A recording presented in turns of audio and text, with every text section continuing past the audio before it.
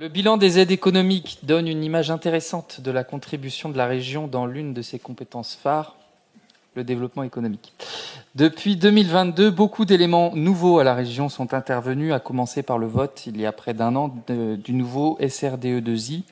Celui-ci a été suivi du vote début 2023 de nouveaux cadres d'intervention. Je m'attarderai donc, au nom du groupe Écologie et Solidarité, non pas sur l'année 2022, mais sur les perspectives qui s'ouvrent désormais grâce au nouveau SRDE2I et ses déclinaisons en dispositifs. Je m'attarderai évidemment sur ce qui est pour nous le défi majeur dont dépend tous les autres, réussir la transformation écologique de notre économie régionale.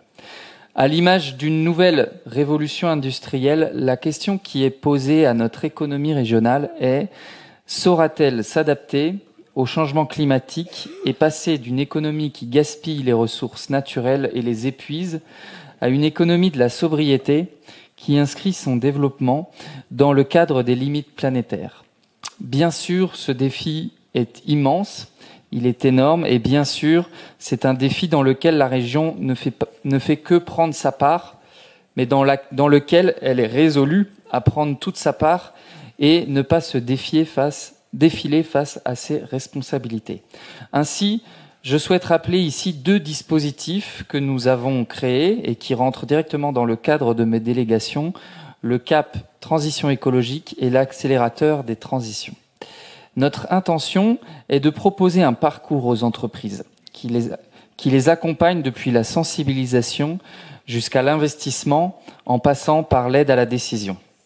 L'accélérateur des transitions que nous développons avec France Active, l'AFNOR et BPI permet à une quarantaine d'entreprises par an d'être aidées et outillées individuellement et collectivement dans leur processus de transformation et d'adaptation pour progresser écologiquement et socialement. Nous avons validé en CPR du mois de septembre les partenariats avec les 3 structures et l'accélérateur se lance donc en ce moment même, durant cet automne. Dès les mois prochains, nous aurons les premiers retours d'expérience et je ne doute pas que ce dispositif déclenchera des actions novatrices, de bon sens et porteuses d'avenir pour les entreprises accompagnées.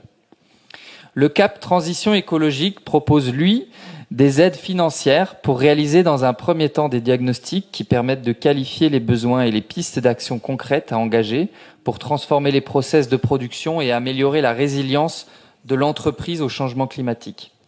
Ce CAP permet évidemment d'accompagner également les investissements qui en découlent. Nous avons voté par exemple à la dernière commission permanente une aide à l'investissement pour l'entreprise CMBP qui fabrique et pose des charpentes en lamellé-collé pour l'acquisition d'une ligne de granulation.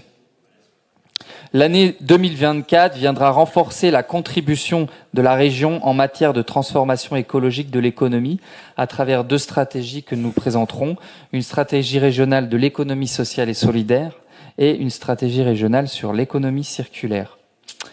La décennie qui est la nôtre est fondamentale quant à la capacité de résilience de nos entreprises face au changement climatique et au dépassement des limites planétaires.